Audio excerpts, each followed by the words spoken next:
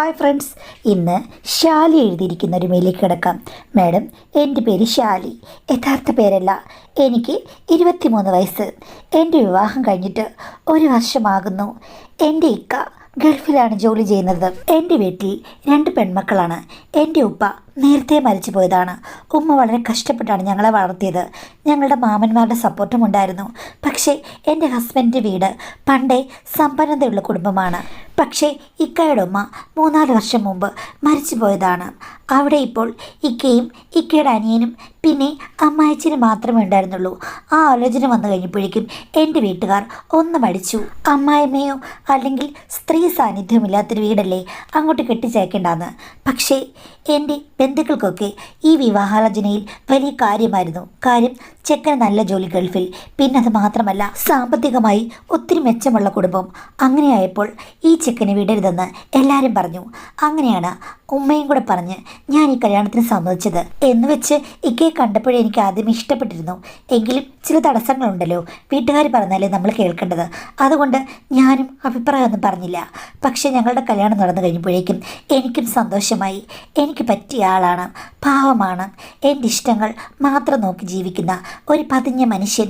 ബാക്കി കാര്യങ്ങൾക്കൊന്നും കുഴപ്പമില്ല, നല്ല സ്നേഹമാണ്. ഇക്കയും അനിയനും തമ്മിൽ 2 വയസ്സിൻ്റെ വ്യത്യാസമേ ഉള്ളൂ. അനിയനും കല്യാണപ്രായമായ ആളാണ്, പെണ്ണ് നോക്കുന്നുണ്ട്.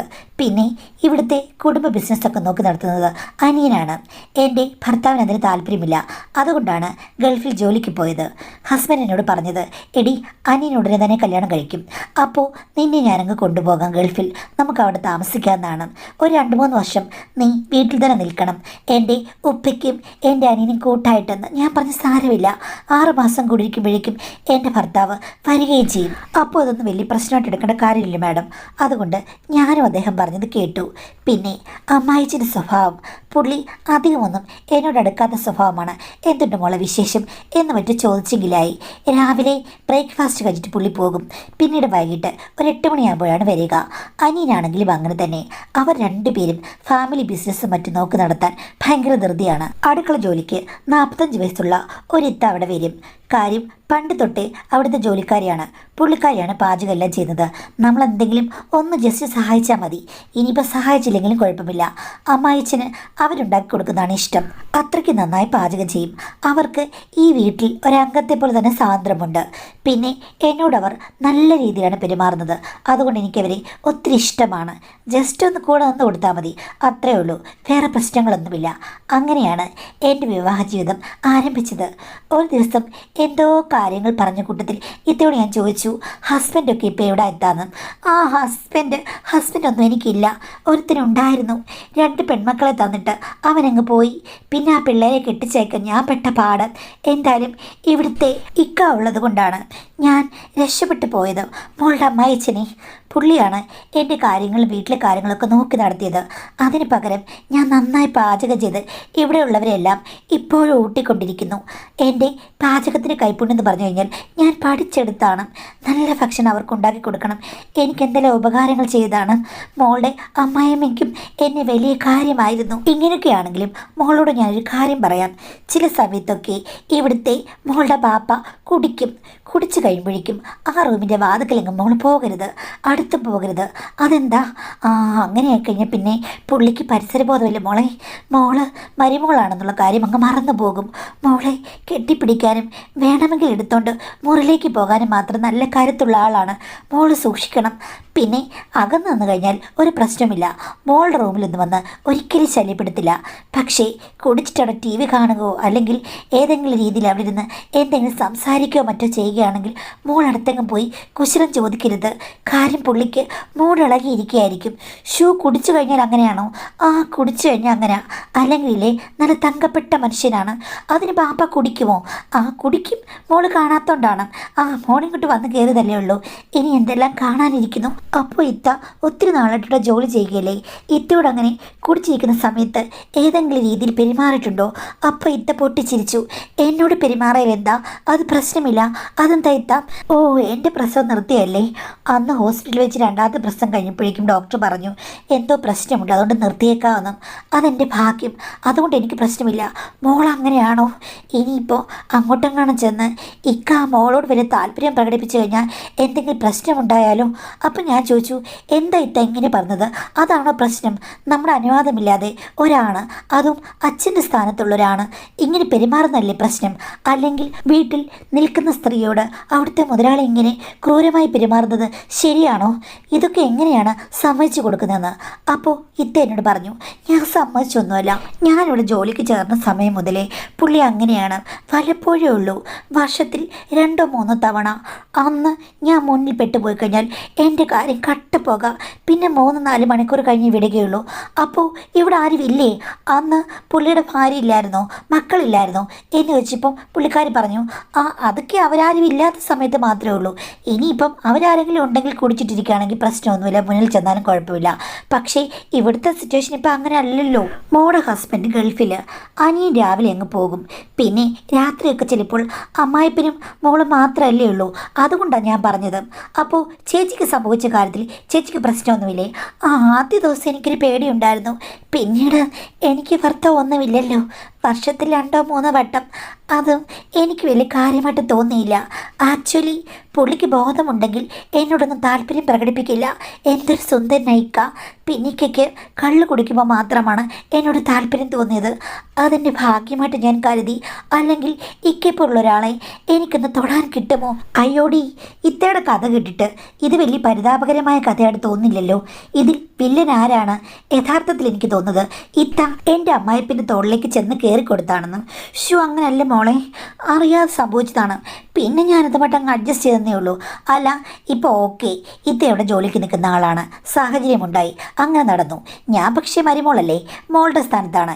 എന്നോട് അങ്ങനെ പെരുമാറുമെന്ന് പറയാൻ എന്താ കാര്യം? അയ്യോ, അതിന് സംഭവമുണ്ട്. ഒരു വട്ടം മോളുടെ അമ്മായിയമ്മയുടെ അനിയത്തിയില്ലേ, കല്യാണം കഴിച്ച് 2 പിള്ളേരൊക്കെ ഉള്ളതാണ്. ഇവിടെ വന്ന് കുറച്ച് ദിവസം നിന്നു. അത് എന്തിനാണെന്ന് ഞാനിപ്പോൾ ഓർക്കുന്നില്ല. അവരോട് ഇതുപോലെ കുടിച്ചിട്ട് വന്നപ്പോൾ പെരുമാറി. അവരെ പൊക്കി എടുത്തുകൊണ്ട് മുറിയിലേക്ക് പോയി. അവർ കിടന്ന് അലച്ചു. പിന്നെ ഞാൻ ഓടിച്ചെന്നു. ഞാൻ പോയെന്ന് വിചാരിച്ചാണ് ഇക്ക ഇങ്ങനൊരു കാര്യത്തിന് മുതിർന്നത്. അവസാനം ഞാനൊരു രക്ഷപ്പെടുത്തി. പിന്നെ ആരോടും പറയരുതെന്ന് അപേക്ഷിക്കുകയും ചെയ്തു. അത് അങ്ങനെ അങ്ങ് പോയി. അതുകൊണ്ടാണ് ഞാൻ പറഞ്ഞത്, മോളെ സൂക്ഷിക്കണം. ചിലപ്പോൾ മോളോടും അങ്ങനെ പെരുമാറിയേക്കാവുന്നു. എന്നോടാണെങ്കിൽ എനിക്ക് കുഴപ്പമില്ല. ഞാൻ പറഞ്ഞല്ലോ, എനിക്കൊക്കെ ഇഷ്ടമാണ്. പക്ഷെ മോളുടെ കാര്യം അങ്ങനെയല്ല. മോളുടെ ഭർത്താവിൻ്റെ ബാപ്പയല്ലേ എന്ന് പറഞ്ഞു. അത് കേട്ട് കഴിഞ്ഞപ്പോഴേക്കും ശരിയാണ്, അവർ പറഞ്ഞതിൽ ന്യായമുണ്ട്. അവർക്ക് ദാഹവും മോഹവും ഉണ്ട്. അപ്പോൾ എൻ്റെ അമ്മായിപ്പിനെപ്പോൾ ഒരാളെ ഇടയ്ക്ക് ഒന്ന് കണ്ടാൽ ഒരു പ്രശ്നവുമില്ല. അതുമാത്രമല്ല, ഒരാരാധന അവർക്കുണ്ട് താനും. എനിക്കങ്ങനെ ഇല്ലല്ലോ. സത്യം പറഞ്ഞാൽ ഇത് കേട്ടപ്പോൾ എനിക്കൊരു പേടി തോന്നി. ഇത്ത എന്നോട് പറഞ്ഞു ആരോടും പറയരുതെന്ന്. ഞാൻ പറഞ്ഞു ആരോടും പറയില്ലെന്ന്. സത്യം ചെയ്യാൻ പറഞ്ഞു. സത്യം ചെയ്തു. പക്ഷേ എൻ്റെ ഹസ്ബൻഡിനോട് ഇത് പറയാൻ പറ്റില്ല. എന്നാലും എൻ്റെ മനസ്സിലിരുന്നത് വിങ്ങി. ആരോടെ പറയുക? ഞാൻ ഒരു ദിവസം വീട്ടിൽ ചെന്ന് കഴിഞ്ഞപ്പോഴേക്കും ഉമ്മയോട് ഞാൻ ഈ കാര്യം പറഞ്ഞു. ഉമ്മ ഇങ്ങനെയൊക്കെ അവിടെ നിൽക്കുന്ന ഇത്ത പറഞ്ഞു ഇങ്ങനെയുള്ള ചില കുഴപ്പങ്ങളുണ്ടെന്ന്. അപ്പോൾ ഉമ്മ മൂക്കത്ത് വിരൽ വെച്ചിട്ട് ആഹാ കൊള്ളാലോ, ഇങ്ങനെയൊരു കഥ അവിടെ ഓടുന്നുണ്ടായിരുന്നോ? എന്തായാലും മോള് ഭർത്താവിനോടൊന്നും പറയണ്ട. പിന്നെ അമ്മായിച്ച് ചെറുപ്പല്ലേടി, അങ്ങേർക്കും കാണില്ലേ അയാളുടെ ഭാര്യയ്ക്ക് എന്തോ അസുഖമായിരുന്നല്ലേ പറഞ്ഞത്. അപ്പോൾ അവർ തമ്മിൽ അത്ര വലിയ ബന്ധമൊന്നും കാണില്ല. പുള്ളിക്കാണെങ്കിൽ യൗവനം ഇപ്പോഴും തിളയ്ക്കുന്നുണ്ട്. അതുകൊണ്ടായിരിക്കാം അവിടുത്തെ ജോലിക്കാരെ പോലും ഇടയ്ക്ക് കുടിക്കുമ്പോൾ അടുത്ത് വിളിക്കുന്നത്. പറയാൻ പറ്റില്ല. ഇനിയിപ്പോൾ പുറത്ത് വല്ല സെറ്റപ്പോ മറ്റു ഭാര്യയോ മക്കളോ വല്ലതും കാണുമായിരിക്കും. അയക്കെന്നാൽ പിന്നെ ഇനി മക്കളോടൊക്കെ പറഞ്ഞ് അങ്ങ് കല്യാണം കഴിച്ചാൽ പോരായിരുന്നു. എന്തിനാ മോളെ അങ്ങേര് ഇങ്ങനെയൊക്കെ കാണിക്കാൻ നടക്കുന്നത് ചോദിച്ചു. ഞാൻ പറഞ്ഞു ഞാനെങ്ങനെ അറിയാനോ ഉമ്മ, അവർ പറഞ്ഞ കഥകളല്ലേ എനിക്ക് അറിയുകയുള്ളൂ. ചിലപ്പോൾ പുറത്ത് വല്ല സെറ്റപ്പും കാണുമായിരിക്കടി. വർഷത്തിൽ 1-2 വട്ടം. എനിക്ക് തോന്നുന്നത് ഇവരങ്ങോട്ട് ചെല്ലുന്നതാണ് അയാളുടെ മൂഡ് മനസ്സിലാക്കിയത്. ശരി ഉമ്മ, എനിക്കും അങ്ങനെ തോന്നിയിട്ടുണ്ട്. അപ്പോൾ ഉമ്മ പറഞ്ഞു എന്നാലും അയാൾ ഇളക്കക്കാരനാണെന്നല്ലേ കഥ. മോള് സൂക്ഷിച്ചോ കേട്ടോ. കാര്യം ചിലപ്പോൾ പറയാൻ പറ്റില്ല. ഒറ്റയ്ക്കല്ലേ ഉള്ളൂ, എന്ത് വേണമെങ്കിലും സംഭവിക്കാം. എൻ്റെ അടുത്ത് വന്നാൽ പറഞ്ഞല്ലേ, നല്ല തെറി പറഞ്ഞു ഞാൻ ഓടിക്കും. ഉമ്മയ്ക്ക് എൻ്റെ യഥാർത്ഥ സ്വഭാവം അറിയാലോ എന്ന് പറഞ്ഞപ്പോൾ ഉമ്മ പറഞ്ഞു, ആ ശരിയാ, പുള്ളി ചിലപ്പോൾ തോറ്റോടിയേക്കും. പക്ഷേ ഇല്ലടി, ഞാൻ വിചാരിച്ചത് നിന്റെ അനിയന് നിന്നോട് എന്തെങ്കിലും അസ്കിത തുടങ്ങുന്നതാണ്. അതെന്താ ഉമ്മ അങ്ങനെ വിചാരിക്കാൻ? എടി, അവൻ്റെ ബോഡി ലാംഗ്വേജ് സ്ത്രീകളോട് അമിതമായി താല്പര്യമുള്ള ഒരാളുടെയാണ്. പിന്നെ ബേസിക്കലി നമ്മൾ നോക്കുമ്പോൾ നിന്റെ ഭർത്താവിനേക്കാളൊക്കെ 10 മടങ്ങ് സുന്ദരനാണ് നിന്റെ അനിയൻ. അവനൊന്ന് കൈ നൊടിച്ചു കഴിഞ്ഞാൽ പെണ്ണുങ്ങൾ ക്യൂ നിൽക്കും. അപ്പോൾ അവൻ ചിലപ്പോൾ നിന്നെ വളയ്ക്കാൻ ശ്രമിച്ചേക്കാം, പറയാൻ പറ്റില്ല. പക്ഷേ നിന്റെ അമ്മായച്ചൻ്റെ കാര്യം ഞാൻ ഒരിക്കലും വിചാരിച്ചതല്ല മനസ്സിൽ പോലും. അല്ലുമ്മ, ഉമ്മ എന്താണ് ഇങ്ങനെയൊക്കെ വിചാരിക്കുന്നത്? എന്നെ കല്യാണം കഴിച്ചു വിട്ടു, നല്ല കാര്യങ്ങൾ ചിന്തിക്കാതെ ഇങ്ങനെയുള്ള കാര്യങ്ങളെക്കുറിച്ചൊക്കെ ആലോചിക്കുകയാണോ? ഇതുവരെ ഇത്തരം കാര്യങ്ങളൊന്നും ഉമ്മ അങ്ങനെ പറഞ്ഞു കേട്ടിട്ടില്ലല്ലോ. അല്ലടി, നിന്നോട് പറഞ്ഞില്ലെങ്കിലും ഇത്തരം സാഹചര്യങ്ങളൊക്കെ ഞാനും ചിന്തിക്കില്ലേ? ഞാനും ഈ സമൂഹത്തിൽ ജീവിക്കുന്ന സ്ത്രീയല്ലേ, എനിക്കും അറിയില്ലേ ഇവിടെ നടക്കുന്ന കാര്യങ്ങളൊക്കെ. ശരിയോ അമ്മ? നീ ഇത് പറഞ്ഞില്ലായിരുന്നെങ്കിൽ നിന്നോട് ഞാനിതൊന്നും പറയില്ലായിരുന്നു. പക്ഷേ ഞാൻ ഇതൊക്കെ നോട്ടീസ് ചെയ്യുന്നുണ്ട് കേട്ടോ. ഉമ്മയല്ലേലും മിടുക്കിയല്ലേ? എടി, നിന്റെ അനിയത്തി അടുത്ത ആഴ്ച നേഴ്സിങ്ങിനങ്ങ് ചേരാൻ പോയാണ്. അവളിനി ഹോസ്റ്റലിൽ നിന്നല്ലേ പഠിക്കുന്നത്, ഇവിടെ കാണില്ല. ഞാനിപ്പോൾ പുറത്താണ്. ഇടയ്ക്ക് 1-2 ആഴ്ച നിന്റെ വീട്ടിൽ വന്ന് നിന്നാലോ എന്ന്. പക്ഷേ അത് നടക്കുമെന്ന് തോന്നുന്നില്ല. ഈ കഥ കേട്ട് കഴിഞ്ഞപ്പോഴേക്കും ഞാൻ വന്നു കഴിഞ്ഞാൽ അയാളുടെ ടാർഗറ്റ് ഞാനായാലോ? അത് കേട്ട് ഞാൻ പൊട്ടിച്ചിരിച്ചു. ഇത്ത പറഞ്ഞത് ആരുമില്ലാത്ത അവസരം ഉണ്ടായെങ്കിൽ മാത്രമേ പുള്ളി അങ്ങനെ പ്രതികരിക്കുമെന്നാണ്. ഇതിപ്പോൾ ഉമ്മയുടെ എൻ്റെ കൂടെ ഉണ്ടെങ്കിൽ നമ്മൾ രണ്ടുപേരും അവിടെ ഇല്ലേ, അപ്പോൾ സേഫാണ്. ഉമ്മ ഇടയ്ക്കിടയ്ക്ക് അവിടെ വന്ന് നിൽക്കാൻ പറഞ്ഞു. അനിയത്തി നേഴ്സിങ്ങിന് പോയതോടുകൂടി ഉമ്മ ഒരാഴ്ച ഇവിടെ വന്ന് നിൽക്കും, ഒരാഴ്ച അവിടെ നിൽക്കും. അങ്ങനെയാണ്. എൻ്റെ ഹസ്ബൻഡിനും സന്തോഷം തന്നെ. പിന്നെ എൻ്റെ ഉമ്മ വന്നതിൽ പിന്നെ കുറച്ചുകൂടിയൊക്കെ സ്പെഷ്യൽ ഡിഷസ് ഉണ്ടാക്കാൻ തുടങ്ങി. അതെൻ്റെ അമ്മായിച്ചനും ഇഷ്ടപ്പെട്ടു. മോളുടെ ഉമ്മ വന്നു കഴിഞ്ഞപ്പോഴേക്കും പ്രത്യേകതരം ഒരു വാസനയൊക്കെയാണല്ലോ അടുക്കളയിൽ എന്ന് പറയും. പക്ഷേ ഇങ്ങനെയൊക്കെ പറഞ്ഞത് വീട്ടിൽ ജോലിക്ക് നിൽക്കുന്ന ഇത്തയ്ക്ക് ഒട്ടും ഇഷ്ടപ്പെട്ടില്ലെന്ന് അവരുടെ മുഖഭാവത്തിൽ നിന്ന് എനിക്ക് മനസ്സിലായി. എൻ്റെ ഉമ്മയുള്ളപ്പോൾ അവർ ഞങ്ങളോട് ഭയങ്കര കാര്യമാണ്. പക്ഷേ ഉമ്മ പോയി കഴിഞ്ഞ് കഴിഞ്ഞാൽ എന്നെ ഉപദേശിക്കും, മോളുടെ ഉമ്മ ഇവിടെ അങ്ങനെ വന്നു നിൽക്കുന്നത് അത്ര നല്ലതല്ല. കാര്യം ചിലപ്പോൾ മോളുടെ അമ്മായച്ചന് മോളുടെ ഉമ്മയോട് എന്തെങ്കിലും താല്പര്യം തോന്നിയാലോ, അവർക്കും ഹസ്ബൻഡില്ലാതെ നിൽക്കുന്നല്ലേ. ഒരു ദിവസം ഇങ്ങനെ പറഞ്ഞപ്പോൾ ഞാൻ പറഞ്ഞു, തോന്നുന്നെങ്കിൽ തോന്നട്ടെ, അങ്ങേർക്കും എൻ്റെ ഉമ്മയ്ക്കും ഒരു എൻ്റർടൈൻമെൻ്റ് ആകുമല്ലോ എന്ന് പറഞ്ഞു കഴിയുമ്പോഴേക്കും ഇത്തയുടെ മുഖം അങ്ങ് വിളറി വെളുത്തു. അപ്പോൾ ഞാൻ അമ്മയോട് ഇത് പറഞ്ഞിരുന്നു. ഒരു ദിവസം അമ്മ ഇതിനെക്കുറിച്ച് തുറന്നെത്തിയോട് സംസാരിച്ചു. പിന്നെ നിങ്ങൾ വിചാരിക്കും പോലെ എനിക്കും എൻ്റെ മോൾക്കും അങ്ങനെ വലിയ താല്പര്യമൊന്നുമില്ല. എൻ്റെ മോളുടെ അമ്മായച്ചനാണ് അദ്ദേഹം. ഞങ്ങൾക്ക് അങ്ങനെ മാത്രമേ ഉള്ളൂ. നിങ്ങൾക്ക് പക്ഷേ ഇങ്ങനെ വർഷത്തിൽ 2-3 വട്ടം മാത്രം മോഹിച്ച് അങ്ങനെ കുടിക്കുമ്പോൾ മാത്രം കാര്യങ്ങൾ നടന്നാൽ മതിയോ? അതല്ലാത്ത ദിവസങ്ങളിലും അയാൾ ഉച്ച കഴിഞ്ഞ് വരുമ്പോൾ ഫ്രീ അല്ലേ? അത് പിന്നെ ഇക്കയ്ക്ക് അങ്ങനെയല്ല, ആരുമില്ലെങ്കിൽ മാത്രമേ ഇക്ക ആക്റ്റീവ് ആകുള്ളൂ. അതിപ്പോൾ കൊള്ളാം, വല്ലപ്പോഴും മഴ പെയ്യുമെന്ന് പറഞ്ഞിട്ട് ഞങ്ങളിപ്പോൾ കുട പിടിക്കാൻ പറ്റുമോ? നിങ്ങൾക്ക് വേണമെന്നുണ്ടെങ്കിൽ അയാളെ ആക്റ്റീവായിട്ട് ഇവിടെ തന്നെ ആക്കിയെടുക്കണം. ഇവിടെ തന്നെ മദ്യമൊക്കെ കൊടുത്ത് അങ്ങനെ ആ സിറ്റുവേഷൻ ഉണ്ടാക്കിയിട്ട് നിങ്ങൾ ആ മുറിയിലേക്ക് അങ്ങ് പോകണം. ഞങ്ങൾ സപ്പോർട്ട് ചെയ്യാം. എൻ്റെ മോള് മാത്രമാണുള്ളെങ്കിൽ അവളങ്ങ് കണ്ണടയ്ക്കും. ഞങ്ങൾ ഫുൾ സപ്പോർട്ടാണ്. നിങ്ങൾ ആക്റ്റീവായിട്ടിരുന്നു. ഇത്രയും മോഹം വെച്ചിട്ട് എന്തിനാണ് വല്ലപ്പോഴും മഴ പൊഴിയുന്നത് കാത്തിരിക്കുന്നത്? അത് കേട്ടപ്പോൾ ഇത്ത പറഞ്ഞു, അത് പിന്നെ ഞാൻ പറഞ്ഞതിൽ കുറച്ച് കള്ളത്തരമുണ്ട്. ഇവിടുത്തെ ഉമ്മ മരിച്ചതിൽ പിന്നെ എന്നെ എന്നും ഉച്ച കഴിയുമ്പോഴേക്കും ഇക്ക വിളിക്കുമായിരുന്നു.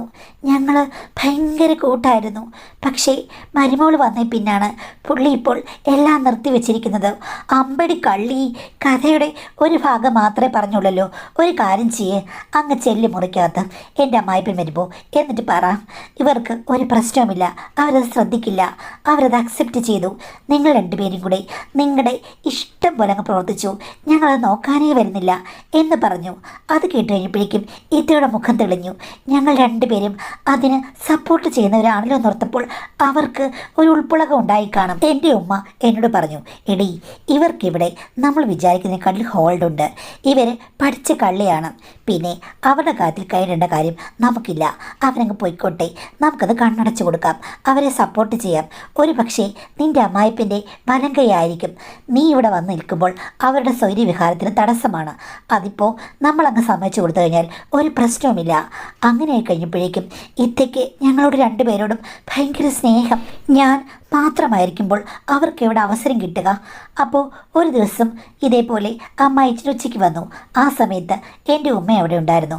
ഉമ്മയോട് പറഞ്ഞു, മോളെ നമുക്ക് ഇവർക്കൊരു അവസരം ഉണ്ടാക്കി കൊടുക്കാൻ വേണ്ടിയിട്ട് വെളിയിൽ ഇറങ്ങി അങ്ങ് പോകാം, കുഴപ്പമില്ലല്ലോ, നമുക്ക് ഷോപ്പിങ്ങിന് പോകാം. അങ്ങനെ ഞാനും ഉമ്മയും കൂടി അവരോട് പറഞ്ഞിട്ട് ഷോപ്പിങ്ങിന് പോയി. എന്നിട്ട് 6 മണി കഴിഞ്ഞ് വരുള്ളൂ എന്ന് പ്രത്യേകം പറഞ്ഞിരുന്നു.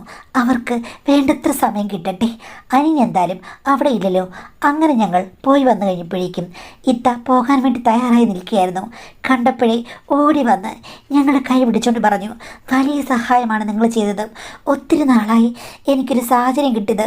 വൈകുന്നേരം ആകുമ്പോൾ വീട്ടിൽ പോകണ്ടേ മോളെ, എനിക്ക് ഇതിലും പലൊരു സന്തോഷമില്ല. എന്നിക്ക എന്നെ സ്നേഹിച്ചെന്നൊക്കെ പറഞ്ഞ് അവർ കരഞ്ഞു കലങ്ങി കണ്ണുകളോടെയാണ് പോയത്. ഇത് കണ്ടപ്പോൾ എനിക്കും ആശ്ചര്യമായി. ഇത്രയ്ക്കും എഫക്റ്റ് ഇങ്ങനെയുള്ള ബന്ധങ്ങൾക്കുണ്ടോ? എനിക്ക് ഭർത്താവിന് ഇഷ്ടമാണെങ്കിലും ഞാനങ്ങനെ കാത്തിരിക്കുന്ന രീതിയിലേക്കൊന്നും ആയിട്ടില്ല. അമ്മായിച്ചൻ്റെ കയ്യിൽ എന്തെങ്കിലും മാജിക് ഉണ്ടോ?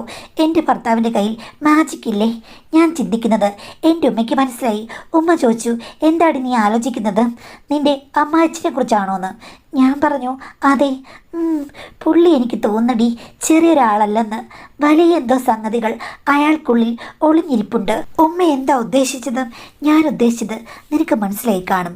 എടീ, നല്ല തന്ത്രമുള്ള നല്ലൊരു പുരുഷനായിരിക്കും അയാൾ. അതുകൊണ്ടാണ് ഇവരിങ്ങനെ വേഴാമ്പലിനെ പോലെ കാത്തിരിക്കുന്നത്. അപ്പോൾ പുള്ളി ശരിക്കും ഒരു വിരുദ്ധൻ തന്നെ എന്ന് പറഞ്ഞു. ഞാനിപ്പോൾ ഉമ്മയുടെ മുഖത്തേക്ക് നോക്കി. ഞാൻ എന്നിട്ട് ചോദിച്ചു, യഥാർത്ഥത്തിൽ ഉമ്മയ്ക്ക് ഇതൊക്കെ കണ്ടു കഴിഞ്ഞപ്പോഴേക്കും എന്തെങ്കിലും മാറ്റങ്ങളുണ്ടോയെന്ന്. നീ എന്താ ഉദ്ദേശിക്കുന്നത് എനിക്ക് മനസ്സിലായി. സത്യം പറഞ്ഞാൽ എനിക്ക് ഭർത്താവില്ലാതായിട്ട് വർഷങ്ങളായി.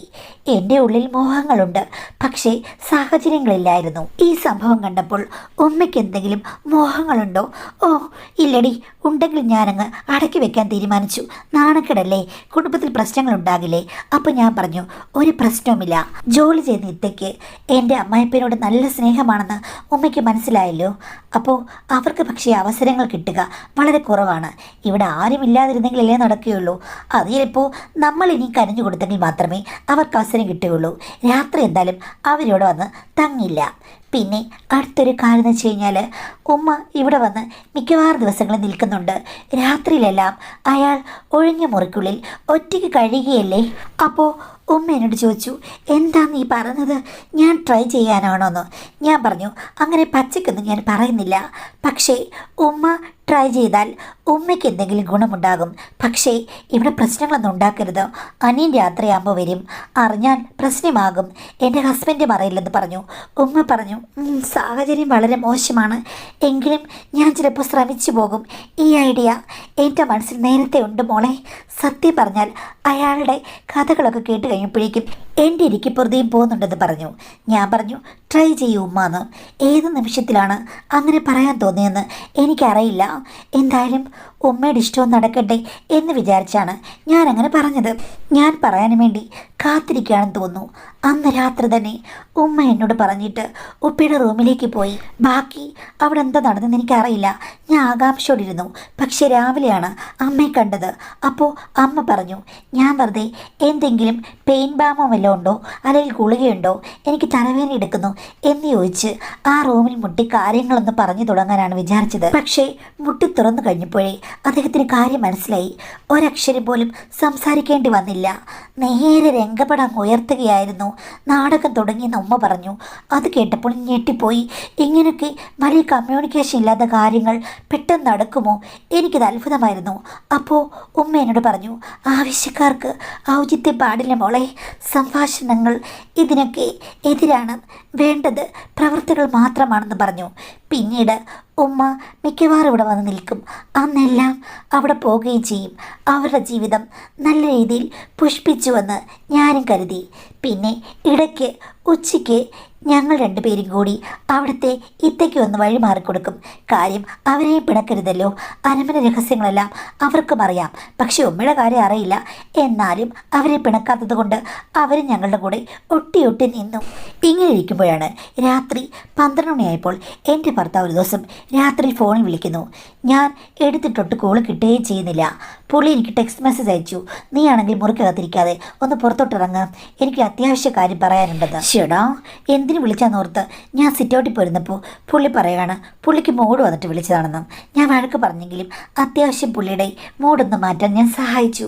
അത് കഴിഞ്ഞ് ഞാൻ വന്നു കഴിഞ്ഞപ്പോഴില്ലേ മാഡം, നേരെ ചെന്നത് അനിയൻ്റെ വാതിൻ്റെ അവിടോട്ടാണ്. കാര്യം ഫ്രിഡ്ജ് ആ ഭാഗത്താണ് ഇരിക്കുന്നത്. എനിക്കിത്തിരി വെള്ളം എടുക്കണമായിരുന്നു. പക്ഷേ അകത്ത് നിന്ന് കുതിര പറയുന്ന പോലുള്ള ശബ്ദം ഞാൻ കേട്ടു. ഷൂ, എന്താണ് ശബ്ദം? എനിക്കൊട്ടും മനസ്സിലായില്ല. ഇത്തിരി കഴിഞ്ഞപ്പോൾ എനിക്ക് തോന്നി ഉമ്മ പോയത് എൻ്റെ അമ്മായിച്ചിൻ്റെ മുറിലേക്കല്ല, അനിയൻ്റെ മുറിലേക്കാണോ. ഞാൻ അവിടെ നിന്ന് മാഡം. എൻ്റെ സംശയം തീരുന്നത് വരെ ഉമ്മ ഇറങ്ങി വരുമല്ലോ. അറിയാം, ഞാൻ അവിടെ തന്നെ നിന്നു മാഡം. 1.5 മണിക്കൂർ കഴിഞ്ഞപ്പോഴേക്കും ഉമ്മ അതിൽ നിന്ന് ഇറങ്ങി വന്നു. ഞാൻ നേരത്തെ പ്രതീക്ഷിച്ചതാണെങ്കിലും ഞാൻ ഞെട്ടിപ്പോയി. ഉമ്മ എന്തൊരു മിടുക്കിയാണ്, വന്ന് 2 പേരെയും കറക്കിയെടുത്തല്ലോ എന്ന് ഞാൻ ഓർത്തു. പക്ഷേ എന്നെ ഞെട്ടിച്ചത് വേറെ കാര്യമാണ്. അതിൻ്റെ പുറകെ തന്നെ എൻ്റെ അമ്മായിച്ച് ഇറങ്ങി വന്നു. പിന്നെ ഞാൻ നോക്കിക്കഴിഞ്ഞപ്പോഴേക്കും അനിയൻ അകത്ത് നിന്ന് മുറി അടയ്ക്കുകയും ചെയ്തു. എനിക്ക് സത്യം പറഞ്ഞാൽ തല ചുറ്റിപ്പോയി. ഞാൻ ബോധം കെട്ട് അവിടെ ഇരിക്കുകയാണെന്ന് എനിക്ക് തോന്നിപ്പോയി. ഉമ്മ മുറിയിലേക്ക് പോയി. എത്ര നേരം കഴിഞ്ഞിട്ടും എനിക്ക് അവിടെ നിന്ന് ഇറങ്ങാൻ പറ്റിയില്ല. 3 പേരും കൂടി. എനിക്ക് ഇത് വിശ്വസിക്കാനാവാത്ത ഒരു സംഗതിയാണ് മാഡം. അതിൻ്റെ ഷോക്കിലാണിത്. ഞാൻ ഉമ്മയുടെ അടുത്ത് ചോദിച്ചു കഴിഞ്ഞപ്പോഴേക്കും ഉമ്മ ചിരിക്കുകയാണ്. എന്തായാലും കളത്തിലിറങ്ങി. ഇനി ഞാൻ നന്നായി കലക്കും. മോളെ, ഞാൻ ഒരു കാര്യം പറയുവാണ്. നിൻ്റെ ഭർത്താവ് മാത്രമല്ല, നിൻ്റെ അനിയനും നിൻ്റെ അമ്മായിപ്പനും എല്ലാം സൂപ്പറാണ്. എന്തിനാടി വെയിറ്റ് ചെയ്യുന്നത്? അവൻ ഇടയ്ക്ക് വന്നിട്ട് പോട്ടെ. ആ സമയം മാത്രം നീ അവനോട് ഒട്ടി നിൽക്ക്. ബാക്കിയുള്ള സമയം ഇവിടെ സ്വർഗമാ മോളെ, സ്വർഗം എന്ന് പറഞ്ഞ് അമ്മ ഇപ്പോൾ നിയന്ത്രണമില്ലാതെ ചുറ്റുകയാണ്. സത്യം പറഞ്ഞാൽ എൻ്റെ ഉമ്മ വന്ന് എൻ്റെ ജീവിതം കുളമാക്കിയ പോലെ തോന്നുന്നു. എന്നാലോ ഓഫർ എനിക്ക് സ്വീകരിക്കാനും പറ്റുന്നില്ല. മനസ്സിൽ ആഗ്രഹമുണ്ട്. ഉമ്മ എന്നെ വേറെ വഴിക്ക് തള്ളിവിടുമെന്ന് എനിക്ക് തോന്നുന്നു മാഡം എന്നാണ് പറഞ്ഞിരിക്കുന്നത്. ഇതിനാണ് പറഞ്ഞത് കന്നിനെ കായം കാണിക്കരുതെന്ന്. ചുമ്മാതിരിക്കുന്ന നിങ്ങളുടെ ഉമ്മയെ ഇളക്കി വിട്ടത് നിങ്ങളാണ്. അപ്പോൾ നിങ്ങളിത് അനുഭവിക്കുക തന്നെ വേണം. സത്യം പറഞ്ഞാൽ ഇങ്ങനൊരു ബന്ധത്തിന് ഒരിക്കലും നിങ്ങൾ ആ വീട്ടിൽ സമ്മതിക്കരുതായിരുന്നു. അവർക്കാണെങ്കിൽ ഓക്കെ, മോള് കൊടുത്ത ധൈര്യത്തിൽ അവർ ഉപ്പനെടുത്ത് പോയി. അപ്പോഴുണ്ട് സുന്ദരനായ ചെക്കൻ ഇപ്പുറത്ത് ട്രൈ ചെയ്തപ്പം 2 പേരും കാത്തിരിക്കുകയായിരുന്നു. അവർക്കെല്ലാം ഇതൊക്കെ ആവശ്യമാണ്. അവരവരുടെ രീതിക്ക് പോയി.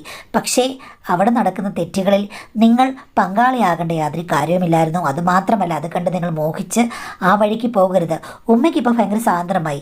അവർക്ക് അവരുടെ രീതിയുണ്ട്. അവർ പറയുകയാണ്, നിൻ്റെ ഭർത്താവ് ഒന്നും കാര്യമില്ല, ഇവിടെ ഇഷ്ടം പോലെ ഉണ്ടല്ലോ, ആ കൂട്ടത്തിൽ അങ്ങ് ചേർന്ന് കുമ്മി അടിക്കുമെന്ന് പറഞ്ഞത് നിങ്ങൾ ഒരിക്കലും കേൾക്കരുത്. ഉമ്മയെ നിയന്ത്രിക്കാൻ നിങ്ങൾക്ക് ചിലപ്പോൾ പറ്റില്ലെന്നിരിക്കും. എങ്കിലും ഇത് നല്ലൊരു പോക്കല്ല. അവരെ അവരുടെ വഴിക്കെങ്കിലും വിടുക. നിങ്ങൾ നിങ്ങളുടെ ഭർത്താവിനെ മാത്രം ചേർത്ത് പിടിക്കുക, അല്ലാതെ ഉമ്മയുടെ പാതയിലേക്ക് പോകരുത്. ഇതിന് കാരണക്കാരൻ നിങ്ങളാണ്.